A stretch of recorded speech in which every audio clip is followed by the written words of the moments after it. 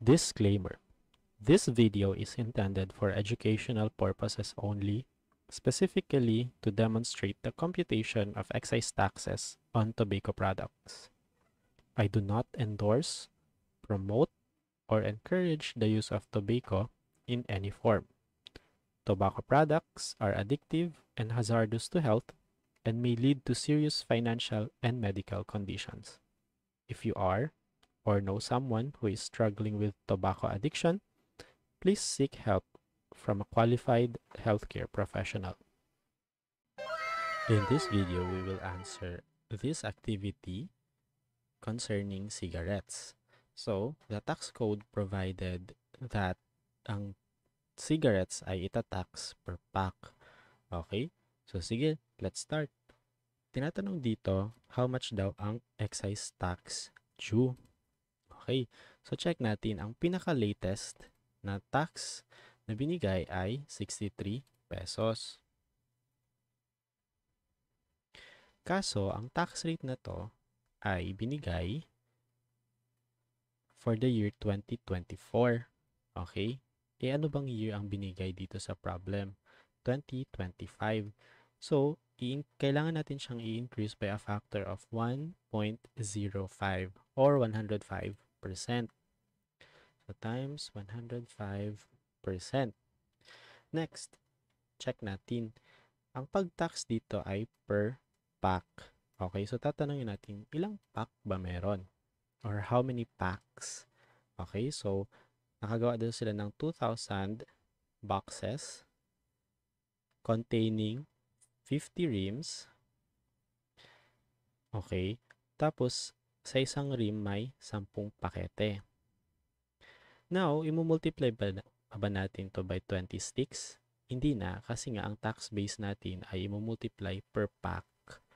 Okay, sige, compute na natin. 63 times 1.05 times 2,000 boxes times 50 rims times 10 packs. So, ang total tax na applicable ay 66,150,000. So, next, i-compute naman natin ang inspection fee. So, again, ang inspection fee ay applicable lamang sa mga tobacco products. So, ang cigarettes ay isang uri ng tobacco product. So, merong inspection fee. Sige, check natin dito. Ayun, cigarettes per 1,000 packs or per 1,000 sticks, merong 10 centavo na inspection fee. So, sige, check natin. Okay? So, that's 10 centavo times ilang packs ba meron. So, i-copy-paste na, ay ilang sticks ba meron. So, i-copy-paste na lang natin to, no? Ayun. So, bale merong 2,000 boxes na may 50 rims na may 10 packs and per pack may 20 sticks. Ayun. So, bale magkano lahat? Okay? Huwag natin kakalimutan na ang inspection fee ay based sa 1,000 sticks. So, kung ilan man ang sticks na meron, i-divide natin by 1,000 sticks. Ayan. So, next. Sige, gawin na natin.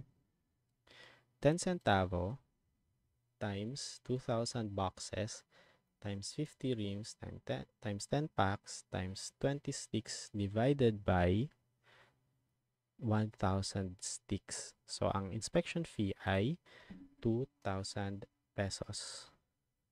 So, ganyan lang siya kasimple, guys. Okay? Okay. Now, you try. So, yung gusto kong i-try nyo dito ay hindi yung cigarette ha, kundi yung problem. So, try to answer this problem on your own and we will answer this in the next video.